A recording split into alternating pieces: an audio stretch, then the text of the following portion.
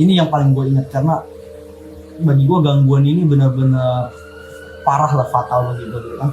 Gue itu kondisi baju gue ditarik.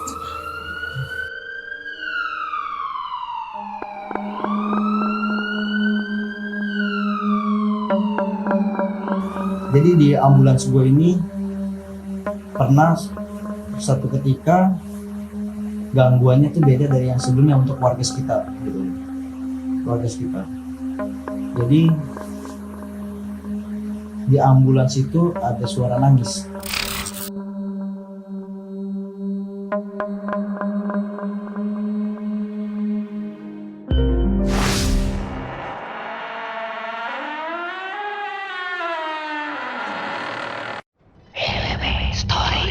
Oke, assalamualaikum warahmatullahi wabarakatuh, teman-teman semuanya. Kali ini kita kedatangan tamu yang udah nggak asing lagi di channel YouTube, terutama boomingnya di Lentera Malam dan juga beberapa channel horor lainnya, yaitu Bang Kovaldi ya. Iya. Gimana Bang Kovaldi, apa kabar? Alhamdulillah kabar baik. Kabar baik ya Bang ya. Bang Kovaldi ini kan cukup viral ya, sebagai supir mantan bekas supir ya Bang, bekas supir ambulans. Nah, kita mau bertanya-tanya, langsung ceritain Bang Kovaldi awal kalinya menjadi supir ambulans atau supir jenazah ya Bang? Ya, itu pertama kali gue bawa jenazah, anak muda meninggal karena overdosis. Waktu itu Overdosis narkoba ya? Narkoba, obat-obatan, gue nggak ngerti itu apa. Tuh, pertama kali. Waktu itu pertama kalinya udah nemuin hal-hal yang cukup horor? Sebenarnya kalau untuk pertama kali ya belum. Cuman memang dari sebelumnya mobil ambulans itu mah memang suka ada yang isengin. Kalau lagi parkir tuh kadang-kadang ada suara geladak-geluduk gitu. Itu kan bawahnya papan semuanya gitu kan.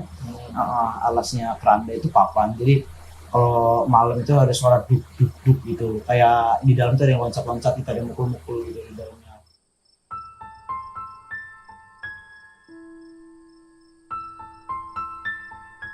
Ini paling banget diinget gitu ya, paling banget diinget karena cerita ini tuh bener-bener apa ya, bagi gua juga ada pelajarannya yang dapat diambil gitu lah ya, ada pelajarannya.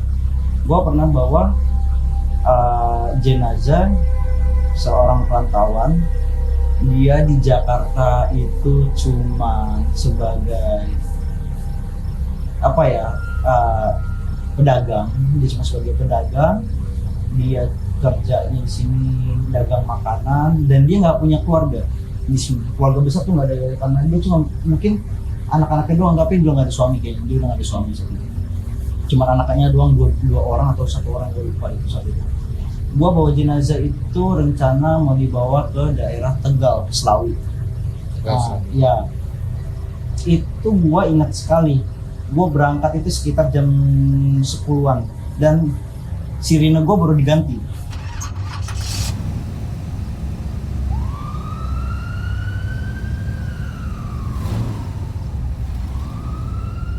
Itu sirine gue baru diganti, sirine baru, dan itu gue senang, wah sirine gue kepake nih, karena kalau mau nyoba sirine juga di mana gitu kan. Nah, akhirnya karena kebetulan lagi bawa jenazah, kebetulan juga nih sirine gue bawa. Gue pergi itu di belakang itu cuma 2 orang, salah satu anaknya Si almarhum yang almarhum itu, salah satu anak si almarhum, nggak tahu satu siapa, gue lupa. Nah, kalau yang di depan itu gue yang bawa mobil, Ustadz gua, Bang Sambas, satu lagi si tetangga yang satu kampung sama si almarhum ini. Tetangga yang satu kampung? Iya, satu kampung. Ceritanya selama perjalanan baru perjalanan dimulai, ini si tetangganya ini yang mau nunjukin jalan, karena cuma dia doang yang tahu. Iya, tahu kampungnya ya. Karena anaknya juga jarang dibawa pulang kampung gitu kan. Selama perjalanan, baru mulai perjalanan, si tetangganya ini tuh apa ya, cerita tentang masa hidupnya si almarhum ini. Cerita-ceritain tuh sampai masuk tol. kejadian pertama di tol Bekasi Cikampek itu, Bekasi, sirine gua jebol. Itu sirine baru, Sirine jebol, jebol, mati total. nggak nyala itu ya? Nggak nyala, sama sekali nggak nyala. Terus gua nyoba nyari rest area, gua berhenti, gua coba ngecek dengan ilmu yang gua punya lah, ya kan. Gua cek sikringnya utuh, kok kenapa ini mati sirine gitu kan. Udahlah, karena gua udah kelamaan sekitar 10-15 menit gua cek, gua juga nggak ada hasil bisa ngebetulin gitu kan. Akhirnya gua lanjut perjalanan. Saat itu gua nggak mikir apa-apa, sama sekali gua nggak mikir ada itu gangguan ataupun apa, gua nggak mikir. Akhirnya gue lanjut lagi jalan, terus ini masih si tetangganya itu masih ceritain. Jadi apa ya, yang seharusnya gue nggak tahu ataupun seharusnya orang nggak tahu jadi tahu gara-gara dia ngomongin semua gitu kan. Ya mungkin bagi dia cuma cerita gitu kan, tapi Cerita tuh dalam artian yang konteks ada kebaikan. masih mending kalau konteksnya kebaikan gitu loh. Tapi nggak hal itu negatif, ke arah negatif gitu loh. Makanya sempat ditegur sama ustadz gua sini, jangan diomongin gitu kan, orang udah meninggal gitu kan, coba ketawa gitu kan, seperti dia, udah jangan gitu. Ya tetap aja gitu loh, sedikit masih. Tapi gua sama ustadz gua pun nggak ada yang nanggupin gitu loh. Kayak udah cuek aja. Iya, cuek aja diem gitu kan. Biar dia tuh udahan selesai Ya, gitu, gitu kan, maksudnya. diem aja gitu kan. Akhirnya singkat cerita keluar, dulu belum ada tol Cipali, belum ada. Gue masih mesti keluar lewat Pantura tuh. Gue keluar di Pantura, baru di situ kena macet total. Gue udah pusing, gue stuck lah pokoknya, itu keadaan jalan stuck. Gue udah nggak punya sirine. Sirine Ya, udah jebol ya. bagi gue itu hal yang vital banget sirine itu. Kalau nggak ada sirine ya udah sama aja gue kayak nggak, Iya, kayak mobil pribadi. kayak mobil pribadi gitu kan. Jadi aja gue. Akhirnya pas gue jalan dikit, nggak lama hujan.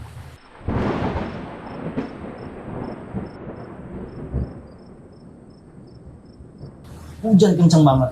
Terus kejadian lah tuh, wiper gua copot, lepas. Wiper itu lepas dari kaca, dari kaitannya itu. Jadi cuma kena besinya doang, gitu. Gua berhenti minggir, hujannya tuh gede banget, segede banget. Kalau cuma gerimis gua mungkin nggak bakal gua berhenti, udah gua lanjut aja jalan. Ini hujannya gede banget. Gua berhenti minggir, gua pasang lagi. Pas gua baru mau masuk ke mobil, gua kaget. Pas mau nengok gini, pas lagi buka pintu mobil, ngeliat ke atas, putih semua. Ternyata gua berhenti di bawah pohon nangka yang bener-bener besar banget lah, pohon nangka gitu kan. Gua langsung masuk gitu, gua jalan, kena macet lagi. Itu baju gua basah kuyup, kena macet sebentar. Terus pas lagi dalam keadaan jalan itu, gua dapat gangguan. Ini yang paling gue ingat, karena bagi gue gangguan ini benar-benar parah lah, fatal bagi gue gitu kan. Gue itu kondisi baju gue ditarik gini. Gue pertama kali gue langsung nengok gini. Gak mungkin sebelah gue ustadz gue. Iya. Nah gitu kan. Dan dia tuh tangan begini. Dan dia gak mungkin nangis sama gue gitu kan. Kalau memang dia mau nyolek ngasih kode apapun, dia pasti ngomong gini gitu kan. Ke paha, gak mungkin ke baju. Iya, ke baju. Itu kondisinya pas gua kena gangguan itu, orang itu masih ngomong, masih sedikit ngomong. Jadi sepanjang jalan itu ngomonginnya kayak gitu aja, dia tuh ngomong gitu. Si almarhum. Iya, betul. Saya tuh temenan sama dia, gini bla bla bla, saya tahu gini gitu loh sama dia. Pokoknya ya mengarah ke negatif lah gitu. Akhirnya gua kaget itu, gua sampai naik mobil begini, gua nggak mau nyentuh bangku belakang gua gitu kan, sendirian gua. 2 kali gini, gua kaget lah. Gua udah gua langsung di situ langsung mikir, wah iya, ini gue bener digangguin. Apa sampai ke yang ketiga apa yang keempat gitu, gue sampai bener-bener baju gue keangkat, bener-bener sampai keangkat. Dulu langsung situ gue ngomong, Mang baca doa gitu ke ustadz gue manggilnya Mamang kan, Mang baca doa gitu kan. Nah dia udah ngerti nih, gitu kan. Dia udah ngerti apa gue ngalamin sesuatu pasti gitu kan. Nah si Mamang gue pas gue ngomong kayak gitu dia langsung, ya saya bilang sih dari tadi gitu ya kan. Nah si Mamang gue lagi baca doa, gue tuh pokoknya udah bener-bener apa ya, kayak badan gue tuh lemes karena gila ini siapa ya di antara gue bertiga ini yang gituin baju gue tuh siapa gitu kan. Gue sampai bener-bener kayak kaget banget lah, gue nggak nyangka gitu dapat bakal seperti itu.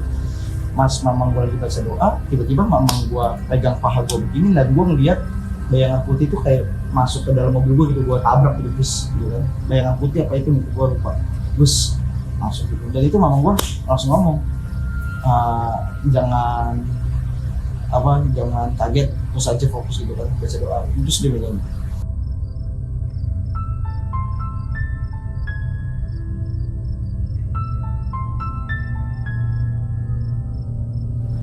akhirnya gue kejebak macet lagi.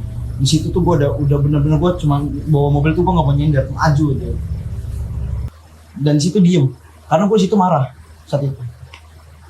Mamang gue dulu yang marah, Oh, Pak, udah Pak, dibilang udah saya bilang diem, udah nggak usah diceritain apapun itu, mau cuma cerita doang kayak mau cuma sekedar cerita, nggak usah diceritain gitu kan, orangnya udah meninggal. Ya orang itu udah ngerti itu marah karena nada mamang gue marah gitu kan, nada marah. Akhirnya dia diem. Nah di situ tuh gue bener-bener kena selama perjalanan tuh hambatannya gue bilang banyak banget gitu.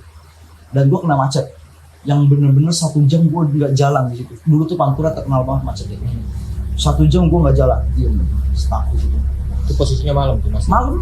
Malam itu gue lupa pokoknya jam berapa. Akhirnya gue dengar suara sirine mobil ambulan. Gue bilang ini ada ambulans gitu kan. Gue masih basah kuyup itu, orang masih hujan gitu kan. Udah kayak gitu gue turun, karena gue liat di spion, ternyata gue kan ada di satu jalur tapi gue paling kanan gitu loh. Ternyata ada ambulan yang lawan arah. Gue langsung keluar dari pintu, hujan-hujanan gue stop ambulansnya, gue halangin. Kan gue ngomong, Pak maaf Pak, ya kan saya juga sopir ambulans gitu, lagi ngantar jenazah, ada kendala, sirine saya mati, saya nggak bisa ngapa-ngapain ya tanpa sirine ya kan. Saya numpang bareng. Oh iya ya kan, iring-iringan. Gue suruh dia maju sebentar, sedikit gitu kan. Pak maju dikit lagi, dan gue tuh mau lawan arah itu, gue naikin ke trotoar itu. Gue naikin ke trotoar, ya memang nggak seberapa tinggi sih, tapi ya lumayan lah gitu kan. Gue lawan arah, nah situ lah gue baru lancar. Nah gue baru lancar. Setelah gue lancar situ, dulu itu kalau mau ke sana masuk tolnya itu, tol yang baru itu tol Kanci. Tol Kanci. Iya. Okay. Nah sebelum masuk tol Kanci itu pada istirahat, itu kayaknya mau subuh. Itu mau subuh deh. Mau menjelang subuh. Iya, mau menjelang subuh. Azan subuh. Itu mereka pada bilang suruh istirahat. Karena nggak ada iring-iringan lagi, cuma gue satu mobil ambulan itu doang. Itu mau kemana tuh ambulannya? Tahu nggak? Nggak tahu. Nggak tahu. Pokoknya itu. Waktu itu ngikut aja ya. Gue ngikut aja, gitu kan. Gue udah dia masuk tol, gue berhenti. Gue langsung terima kasih gitu kan, bos. Terus pada mau makan, katanya pada mau istirahat. Memang udah berapa jam lah kita nggak istirahat gitu kan. Ya udah, gue nggak makan, gue cuma di sini aja gitu kan, beliin aja gue rokok sama minum gitu kan. Ya udah mereka pada makan, dan gue pindah ke belakang tempat jenazah. Ke jenazah itu? Iya, tempat jenazah. Nah bangku jenazah gue itu kan panjang. Iya. Dan gue tidur di bangku itu, di samping jenazah gue tidur. Bangku panjangnya itu? Iya, sambil tangan kanan gue itu di keranda gitu. Keranda. Gue sambil ngomong kayak gini, ini bukan ngebatin tapi bener-bener gue ucapin. Gue ngomong kayak gini, gue mau nganter gitu kan, saya mau nganter Anda pulang, pengennya cepat dan selamat gitu kan. Dan saya juga harus balik ke rumah dengan keadaan selamat juga gitu kan. Tolong siapapun ya kan yang nggak bisa gue lihat, kalau mau gangguin gue tolonglah dibantu gue gitu kan. Jangan sampai gue kena gangguin juga gitu kan, gue udah capek gitu kan. Jangan sampai gue dikena ganggu. Itu benar-benar terucap dari mulut gue.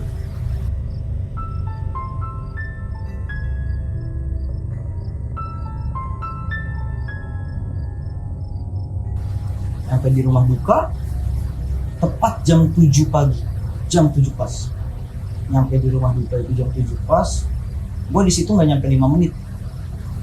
Gue bener-bener nurunin jenazah, masukin keranda. Gue cuma minum 1 gelas aqua, langsung pergi. Langsung jalan pulang. Karena di situ gue udah terlanjur kesel, sirine gue mati, ya kan. Terus gue di perjalanan dapet gangguan kayak begitu, ya kan. Gue nggak nyampe di situ, gue selesai langsung jalan itu mutusin buat nyari bengkel. Gue kalau pergi jauh keluar kota, ambulan langsung ganti oli. Tuh, gue ganti oli sekaligus gue mau ngecek silin gue, siapa tahu orang bengkel bisa gitu loh. Ya kan, gue berhenti lah, ada ketemu bengkel, gue kasih tahu keluhan guanya sama mamang gue pergi istirahat, gue tinggalin tuh mobil, gue mandi, si mamang gue juga mandi, ke sholat di bengkel itu, terus makan. Selesai makan baliklah ke mobil. Gue balik ke mobil, si montirnya ngomong Pak ini mobil dari Jakarta ya? Oh iya katanya kan, sama si mamang gue ngomong. Saya tadi kerandanya goyang katanya gitu, kerandanya goyang tuh kan orang Tegal ngomongnya medok gitu kan. Itu kerandanya goyang katanya gitu tadi, ya kan. Jadi dia ketawa tapi ketakutan gitu kan, ngomongnya tuh nggak mau ngedeket sama ambulannya gitu kan. Di belakang tuh tadi saya lagi di bawah tuh suara gluk gitu, kerandanya ngomong kayak gitu, sampai kayak ada yang loncatin dari atas itu, gluk gitu ya kan, sampai goyang gitu kan. Gue juga pernah waktu itu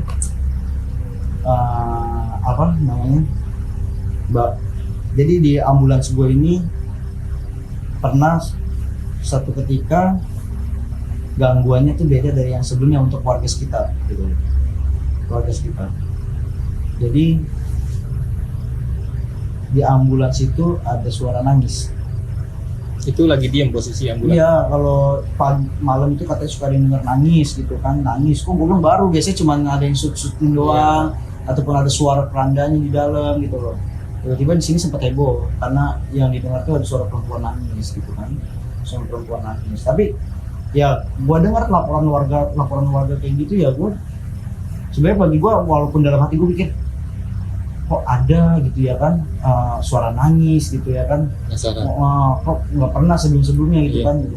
Tapi gue cuman pas orang-orang pada ngomong itu ada suara nangis di ambulans semalam gini ya gue tahu udah biasa gitu kan, tapi dalam batin tuh mikir kayak gitu, kok ada ya suara nangis gitu kan gitu. Nah singkat cerita udah berapa bulan lamanya itu hampir setahun kalau nggak salah gitu kan, ada orang temen gue yang tiba-tiba lewat ambulans gue tuh ngomong cerita, di ambulans itu ada perempuan badannya hancur gitu, dia mukanya sedih kayak gitu deh, kayak bekas kecelakaan. Nah itu gue baru ingat kalau gue dulu pernah bawa korban kecelakaan perempuan. Nah menurut teman gua yang punya kelebihan bisa melihat makhluk halus itu, si perempuan itu tinggalnya di ambulans itu. Istilah kata ya bahasa kasarnya lah, makhluk halusnya jinnya itu tinggal di situ, dia jadi penunggu ambulans itu gitu kan. Jadi gua itu dulu masih masih termasuk baru-barunya lah, baru setahunan gitu gua bawa ambulans itu gua bawa jenazah yang perempuan bekas kecelakaan.